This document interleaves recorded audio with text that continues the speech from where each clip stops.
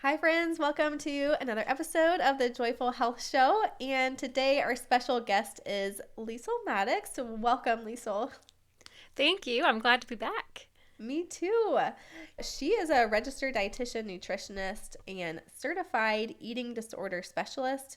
If you have been listening to the Joyful Health Show, you might have heard her episode 79, which was disordered eating versus eating disorders and when to be concerned. And that is such a helpful resource. I always refer people to that episode because it's really tricky to kind of know the difference. And I asked you to come on and talk to us today about GLP-1s because I listened to your episode on this and I thought, wow, she has just a wealth of knowledge to share. And I want to guide people to your episodes on that as well. It's just another opportunity for her to share about GLP-1s. It's just a conversation that I want to have without judgment, really just giving information and wisdom from a Christ-centered perspective and helping to lead you into what is right for you and your relationship with God and the body that he's given you. So without further ado, Liesel, tell us just, do you have any personal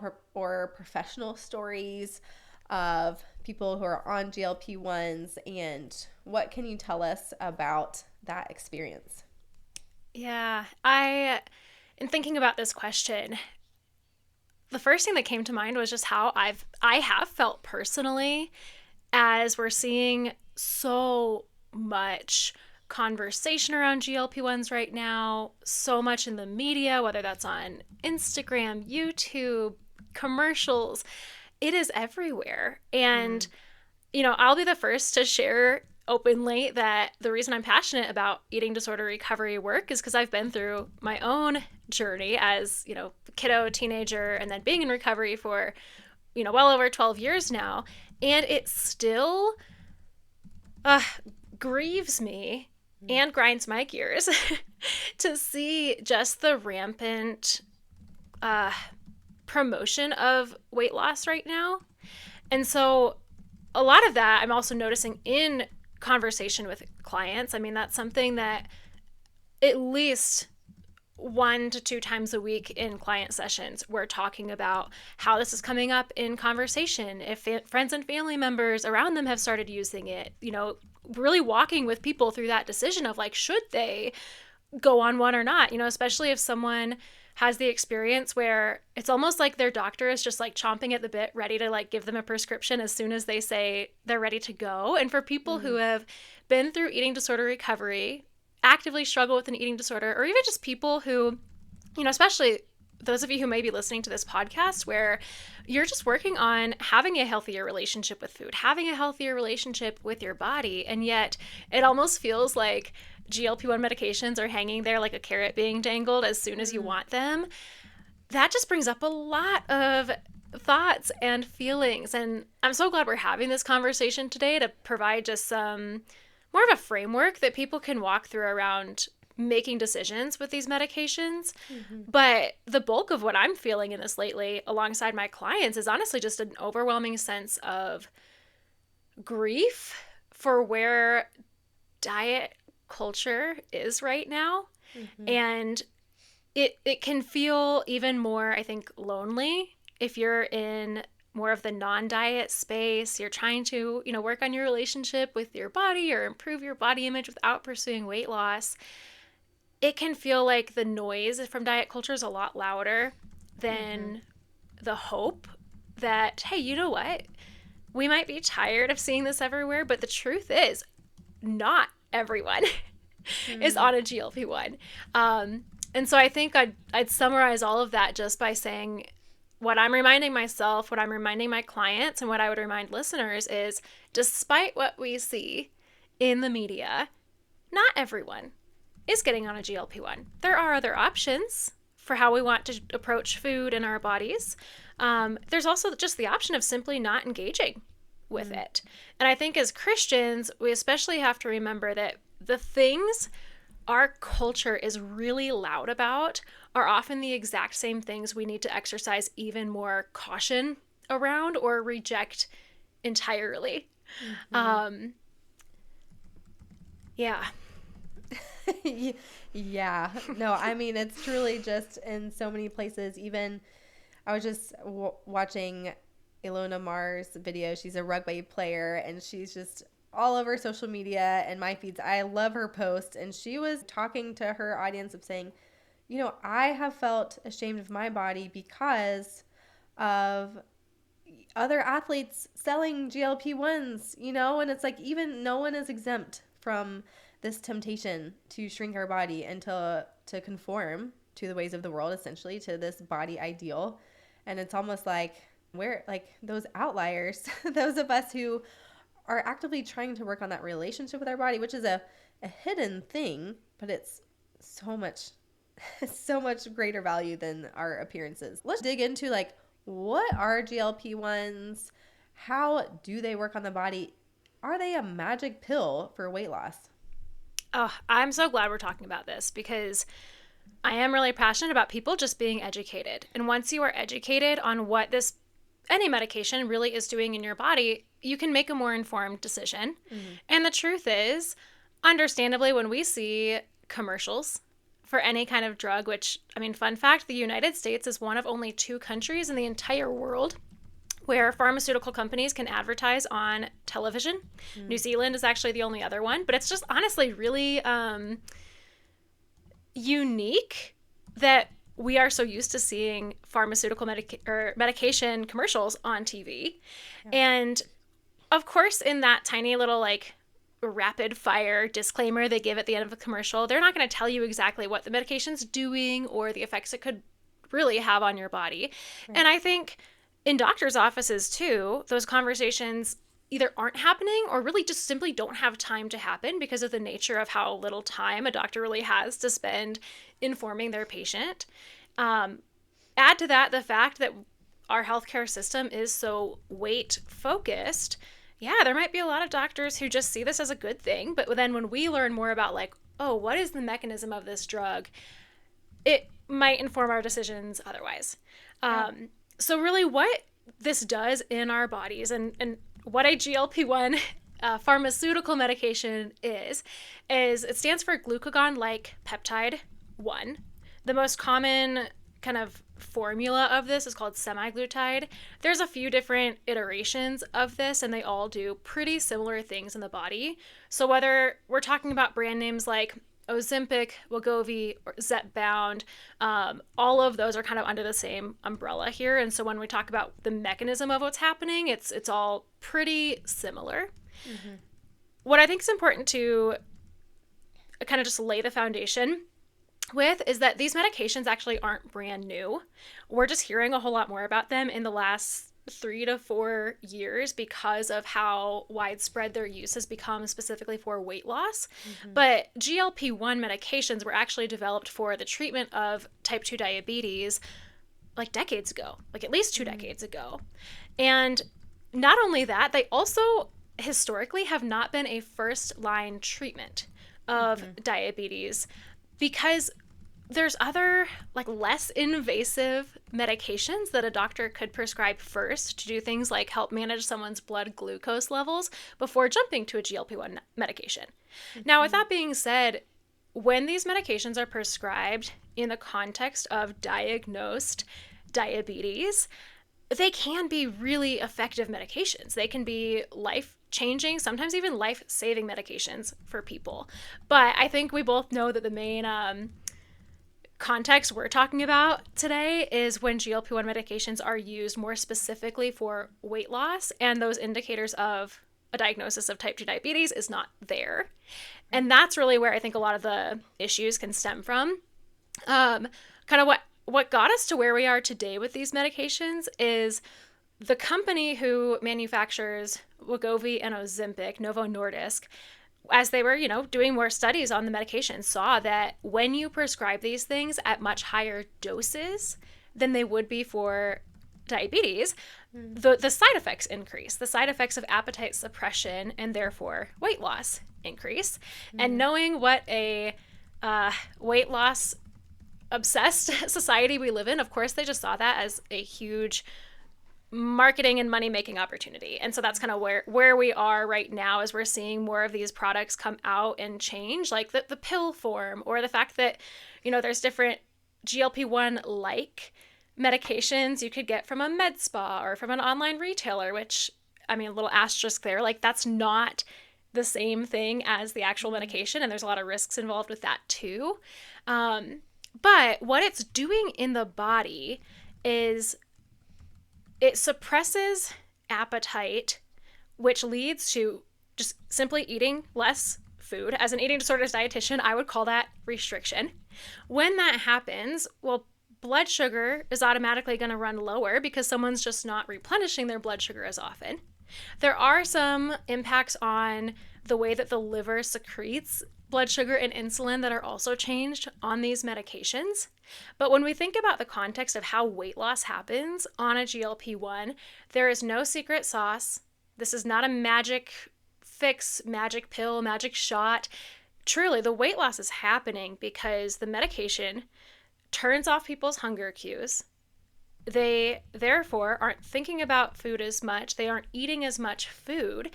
And yes, I mean, to a certain extent, as much as I would talk about the fact that, okay, weight science is more complicated than calories in versus calories out. But when people simply are not eating over time, the body will lose weight because it has to tap into body tissue to serve as energy sources to keep us alive and to keep us going. So really, in essence, what these medications are doing for weight loss is inducing self-starvation by causing people to eat less and just making it really easy to restrict. And so I think that's my summary as a dietitian of where there is sometimes clear clinical indication to use these medications in the context of diabetes. Although, like I said, it's not even usually historically been like a first line of defense in treating blood sugar regulation for diabetes. But the damage can really happen when we're looking at these exclusively for weight loss, because they are going to be prescribed at significantly higher doses to kind of max out that side effect of weight loss. And with that, you can't isolate a side effect. So when you increase the dosage for weight loss, it's going to increase the risk of all the other side effects at the same time. What are those side effects? When I think less food, tapping into your body's stores, I think you're losing fat, you're also losing muscle. How are you getting the nutrients you need for the day? So what are some other side effects in addition to those? Yeah, I mean, that's my biggest concern as a nutrition professional, is that it's really hard for the human body to get all of its nutritional needs met. And we're talking carbs, fats, proteins, vitamins, minerals, fiber, antioxidants, if you're simply not eating enough food volume, like your food intake is too low. And when appetite is being suppressed so much on these medications, yeah, it's going to be really hard, maybe even uncomfortable for someone to eat the amount of food required to get all those nutrients we need. And the natural consequence of that is malnutrition. Malnutrition, I think, when someone hears that word, they might think of people experiencing food insecurity or starving in other countries, although that does happen in the United States too. But the truth is, malnutrition can also happen to anyone of any body size, no matter what the number on the scale says, no matter what the body looks like on the outside. It's about like organ damage and the consequences on our organ systems on the inside. So I would be worried about, is someone experiencing vitamin and mineral deficiencies? Are they losing muscle mass and all the benefits of having and maintaining our muscle mass simply because of how rapid weight loss is occurring and restriction is happening? There's a whole host of other side effects that a lot of which are, gastrointestinal, like nausea and vomiting, diarrhea, constipation, the potential consequence of experiencing so much what we call delayed gastric emptying, which means like the stomach has slowed things down so much that things aren't moving along the way they should be, which is what leads to like the constipation, gas, bloating. But worst case scenario is like a blockage with that, which needs emergency medical treatment. There's also correlations with things like thyroid cancer, pancreatitis. Of course, the side effects of malnutrition of just, your blood sugar running too low, leading to feeling dizzy, feeling tired, getting headaches, all that like brain fog that we talk about when someone's just not eating enough food or especially enough carbs. Yeah. And the most common reason that people actually end up getting off of these medications is because those gastrointestinal side effects are so intense that people decide, I think thankfully, that like, hey, the consequences of feeling so sick all the time are not worth it for me. And I would also just add, like, that's the most common thing I'm seeing with my own clients that have been on a GLP-1 is the reason they get off of it is because they end up feeling so miserable all the time, not to mention the effects it has on their relationship with food and fear of weight gain and things like that. But these medications do have a long list of side effects. And like I said, if they're being prescribed at the dose necessary to see weight loss happen, because you can't isolate a side effect, all of those other side effects are now also more likely. And then the longer someone's on the medication, those side effects are more likely. And so I think that if anyone's heard of the idea of like microdosing GLP-1s, one, that is not an evidence-based, research-backed method at this point. It's more of just kind of like hearsay in the media, but I think even in some doctors' offices right now. But again, the longer you're on that medication, even if you're doing kind of the quote microdosing route, the higher your likelihood of experiencing those long-term side effects. Okay, thank you for that. But when you say like we wouldn't be able to get all the nutrients we need from food, they would say, well, can I just take a vitamin? You sure could. A couple considerations I would have as a dietitian as to why that's not maybe the best solution is that, one, a lot of vitamins we actually can't absorb unless we're eating or we're consuming them at the same time as food, especially dietary fat sources. So all of your fat-soluble vitamins, vitamins A, D, E, and K, have to bind to a fat source. And if we're just not eating enough dietary fat in our diet, well, the vitamin or greens powder kind of supplement you can take is honestly just going to run right through you. The other consideration I would have here is that the benefit of eating food actually goes beyond getting those like macronutrients and micronutrients that we need. But especially for digestion, one reason we need to eat multiple times throughout the day and create balanced meals where like our portion sizes are appropriate for an adult human body is that consuming and processing the volume of food at a normal sized meal has significant benefits to regulating our digestion. And this is exactly kind of the danger of what happens with GLP-1s. One side effect I didn't list earlier is gastroparesis. That's like the full medical name for delayed gastric emptying, everything slowing down.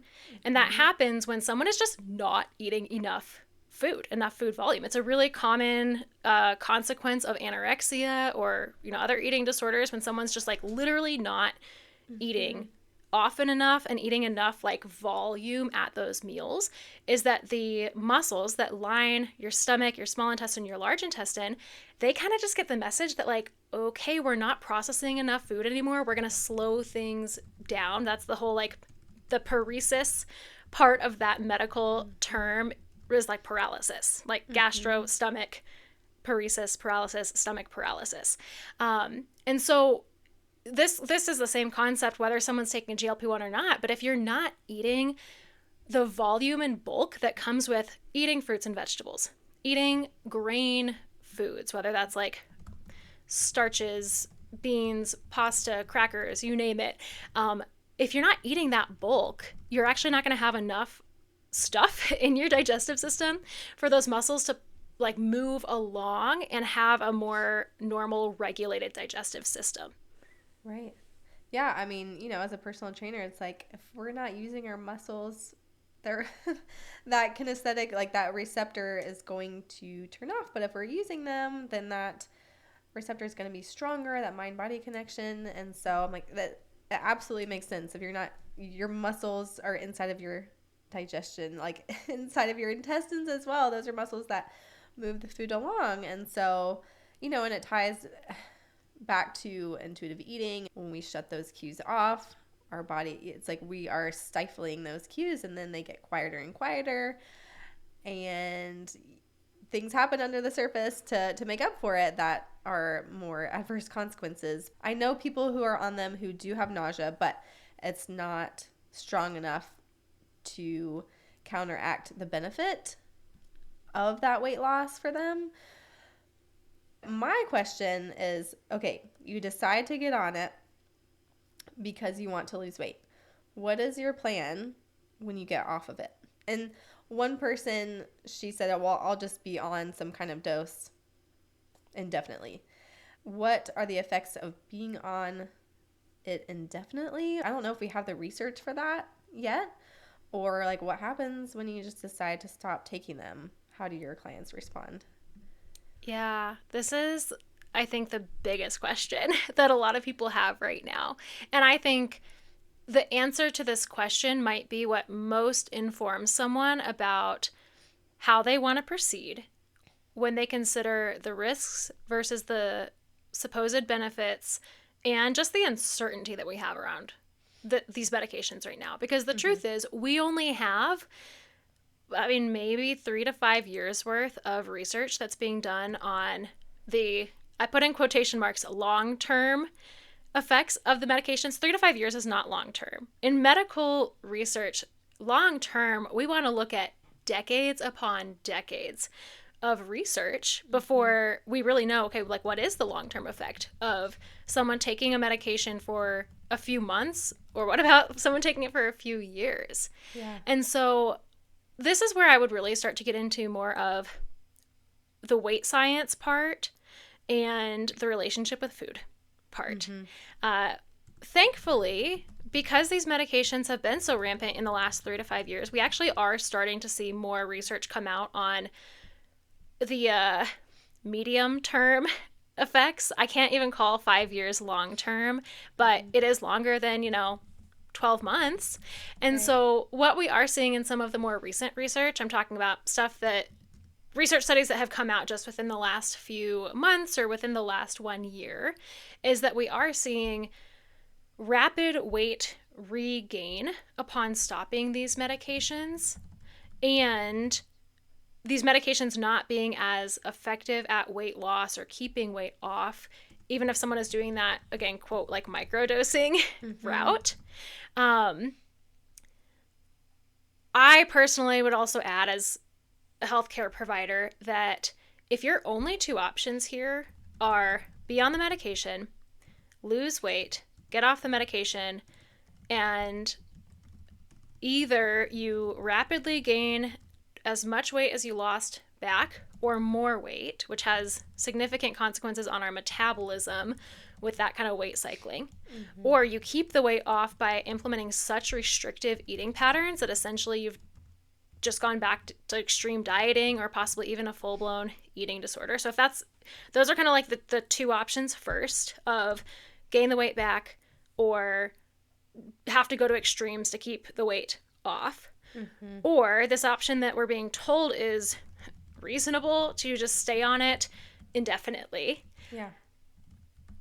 The truth is, there's just still a lot of uncertainty around that. How can we guarantee that someone stays on it indefinitely? Are we going to guarantee that insurance keeps covering it? Are we going to guarantee that someone can afford to pay out of pocket for it? And then there's that part about like, hey, the side effects, the longer you're on it, the risk of those side effects increases. And so from a health and safety standpoint, that's something to consider. But I also would want people to consider their relationship with food part. And if the reason someone's lost any amount of weight on this medication is because it has decreased their appetite enough that like they're just not eating as much, that does have consequences on how we engage with food emotionally. This is where I would want people to consider things like, Are you okay with the idea that food becomes a significantly less enjoyable and pleasurable thing in your life? Do you want to be the person going to birthday parties, restaurants, weddings, and either not eating the food that's there, eating teeny tiny portions of that food because it's all your body can tolerate, or does it almost turn into like a restrict binge cycle where you like save up for those times and then you know, okay, I'm going to eat whatever I want and then feel really sick after. And it just, that kind of taints our experience of what should be a pleasurable eating experience as well. There's also the fact that this is a little more on the weight science side than relationship with food side, but eating less food, consuming less calories slows down metabolism. Losing weight, especially losing muscle mass, which if you are a woman over the age of like 25, preserving our muscle mass should be a top priority. Not something we have to obsess over, but like it is important to want to do that. All of those things slow down metabolism, which is one more reason why that like weight regain after stopping a medication or lowering the dose of medication is possible, is because metabolically the body has adapted to wanting to hold on to as much weight as it can for survival reasons. So I know that was a long-winded answer in a couple different directions, but I think that is a really important thing for people to consider when it comes to, okay, I could get on this medication and probably see weight loss in the short term, but is the uncertainty surrounding the long term for my life, for my relationship with food, am I okay with that kind of uncertainty? Right. Yeah, these are very important questions to ask. So, really to sum this all up, it sounds like you've kind of given the options of, hey, I want to lose weight. If I go on this medication, I can lose some weight, but then what?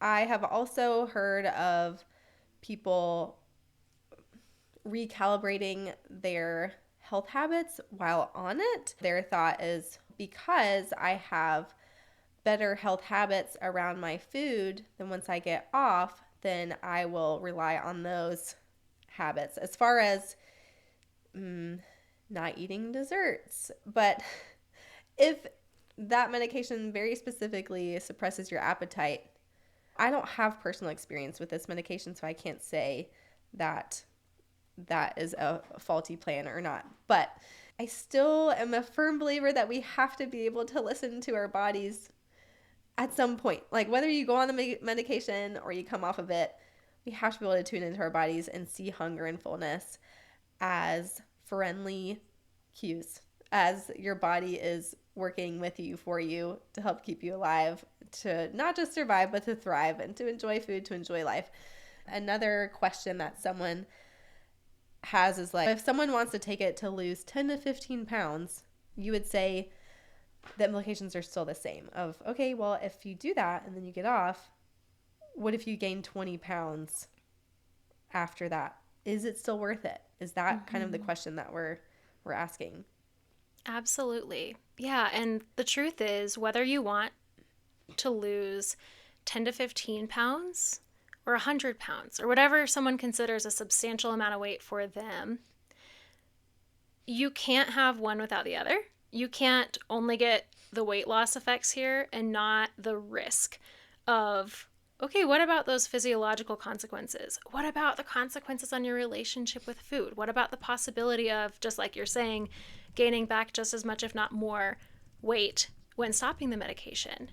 And to that point of, okay, well, I want to do it in tandem with health promoting behavior change. As someone working in this space, I would really want to kind of do a deeper dive into like, hey, what's stopping us from exploring those things right now?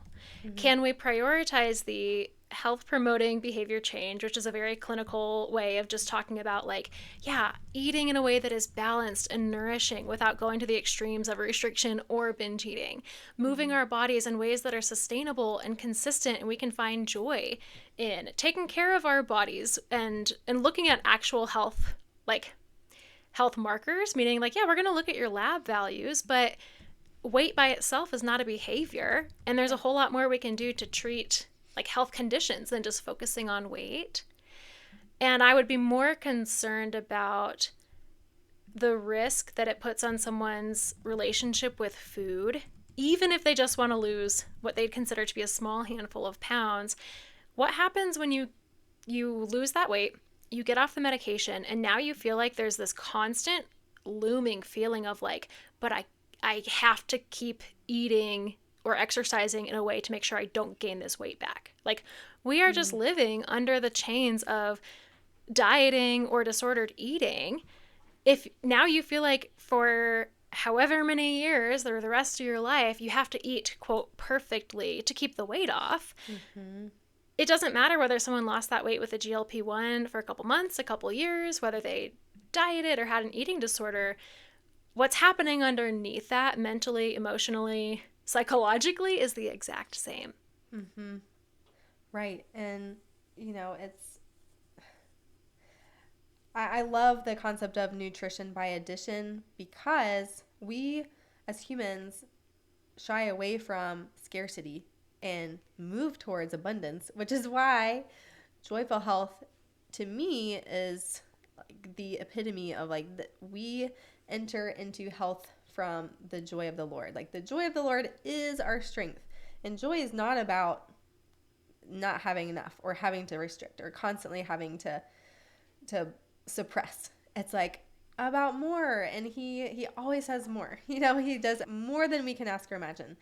It's funny you say health promoting behavior change. It's a clinical word. So my major in school was health promotion and behavior, and we focused so much on the fight against obesity. And then getting out of college and working with clients as a personal trainer, I was like, wow, these things are really, they do not work well together. Like, trying to lose weight and then trying to be healthy, you're going to lose your emotional well-being, your mental well-being. You're going to lose some part of health. And we don't think about those things as much as we do about weight loss. Yeah, health is so much bigger and greater than just eating and exercising and what your body looks like. One last detailed question, and then I want to go into, as Christians, what should we think about considering GLP-1s? Someone had asked, what is the difference between peptide therapy and GLP-1s? Is one better than the other? Do you have any thoughts on that? Yes. Oh, I think this is so necessary to talk about just from a safety standpoint. If you look at marketing trends around food, health conditions, anytime there's a bandwagon to get on and there's money to be had, someone's going to get on it. And so what I've started to notice is that using any of that language, like peptide therapy, peptides, GLP-1 probiotic, anything, like anytime someone can slap the words GLP-1 or peptide on something, I think people automatically associate it with like, oh, this is going to help me lose weight. And that does not guarantee any sense of safety or efficacy. Efficacy meaning like that the substance or medication is doing what it is said to do. Specifically, that term peptide therapy is a marketing term used to describe compounded GLP-1 drugs. Compounded means that they're made at what's called a compounding pharmacy instead of being made at like the big manufacturer itself, in this case Novo Nordisk, for drugs like Ozempic and Wegovy. Now, compounding pharmacies can be kind of a good thing when it one, like cuts costs for some kind of medication we need to be on, increases access for a medication someone needs to take, or let's say there's like a shortage of medications and the big manufacturer like can't keep up with the demand in the market. Compounding pharmacies are able to make their own concoctions without having to go through FDA approval. Now, in times where like it could be a medical emergency, could that be a good thing for some medications? Totally. In the context of GLP-1s, this is where it raises a lot of question marks for me because, again, a compounding pharmacy who might be making the GLP-1-like substances, whether we're calling them like peptide therapy or whatever term they have like on the drug, and And then it's being sold through places like a med spa or these online retailers where you don't need a prescription. You don't even need to meet with a doctor. You can truly just put in like a height and weight, and there's also no one fact checking to see if that's true or not, and have it shipped to your doorstep probably within a matter of days. If it's coming from a compounding pharmacy under those terms like peptide therapy, we honestly just have no idea what's actually in it. There's no oversight for safety and efficacy. And so what I want people to think about there is like, okay, whoa. Just because you can get substances, I can't even call them like medications, because again, we don't have any guarantee that what's in these medications is actually what is, I say like supposed to be in it, meaning that like when you get a GLP-1, that it's actually the semaglutide or, you know, like patented substance that is supposed to be in it. You have no idea. You have no idea if they're sending you vials of water or harmful substances, or maybe something that is pretty close to the real thing, but like it's still a little bit off, so you can't expect the same kind of quote unquote results from it.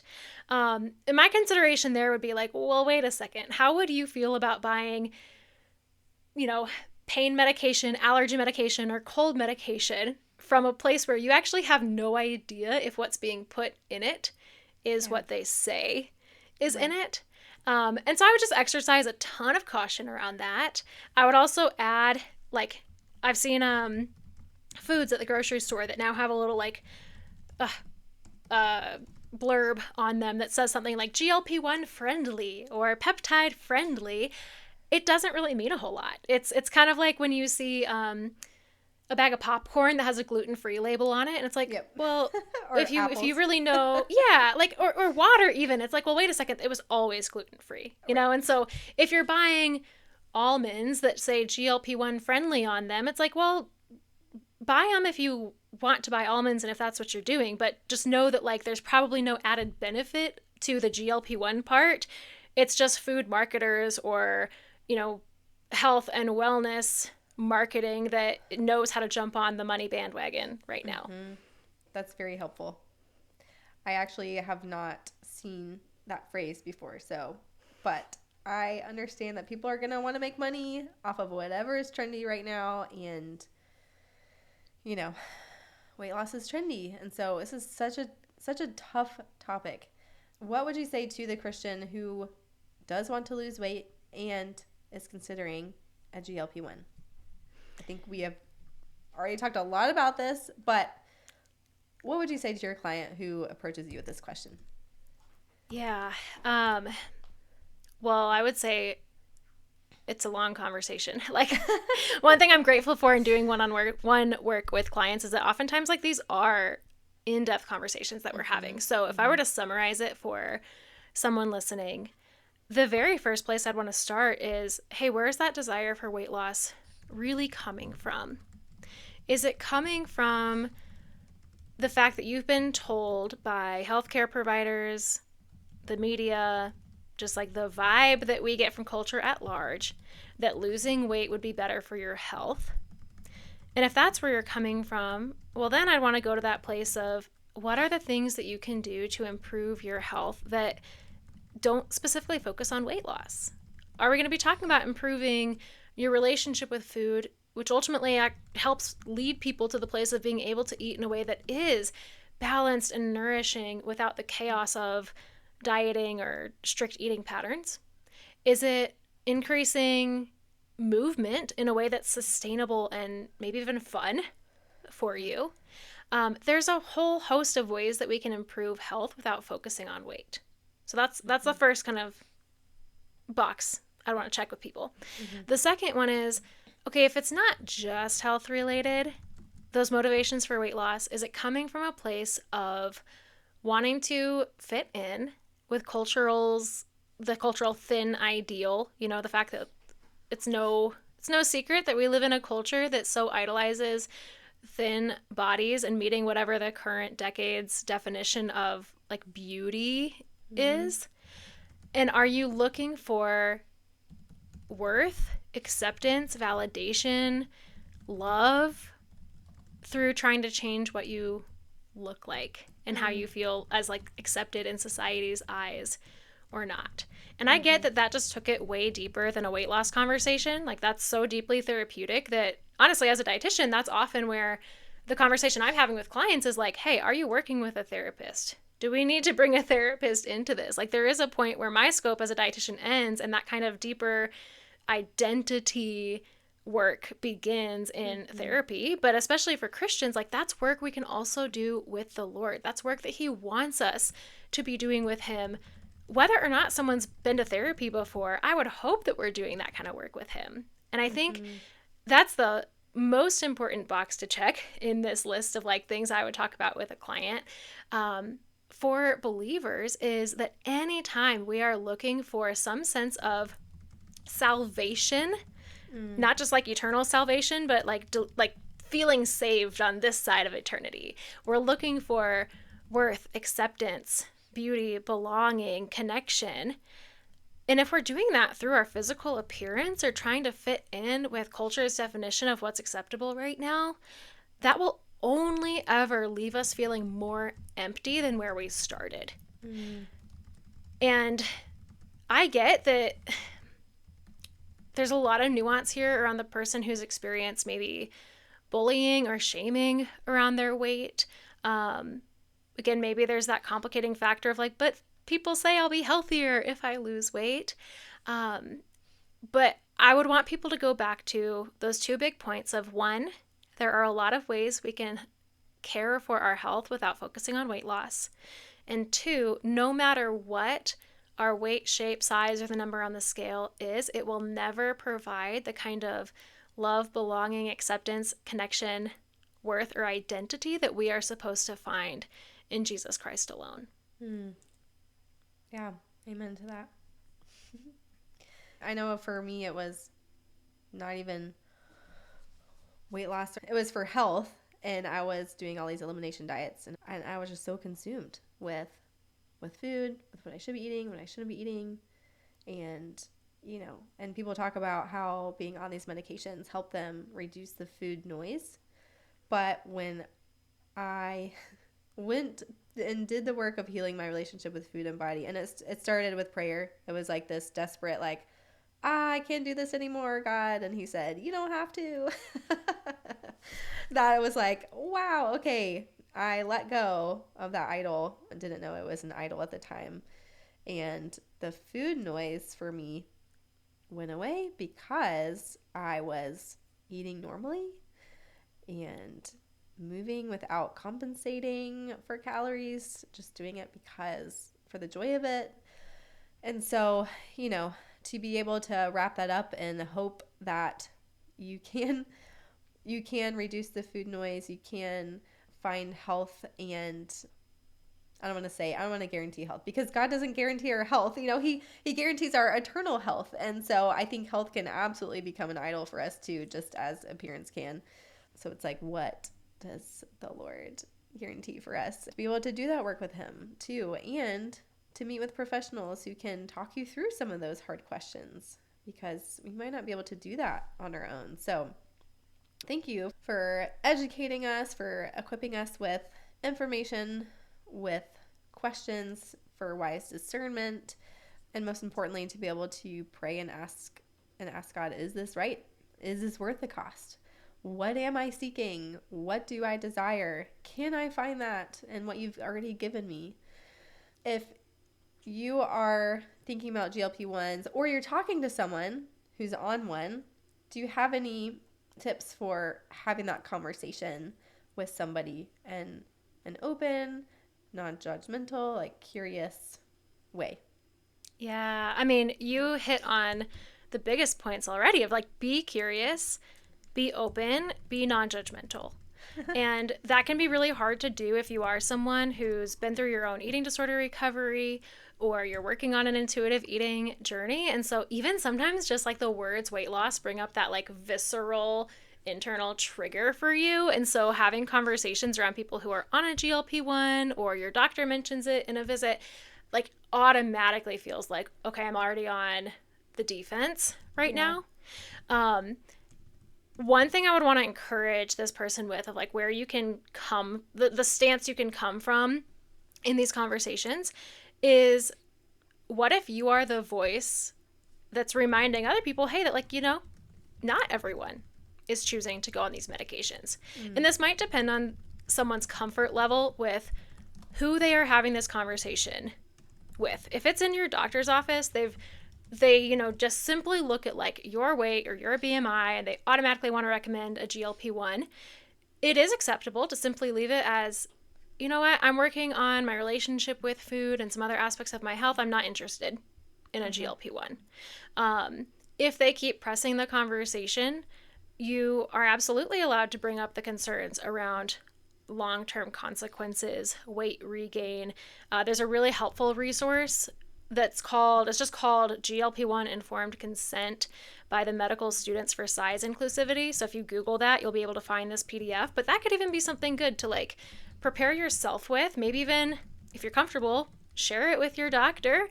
If you feel like you need a little bit more backup for those conversations.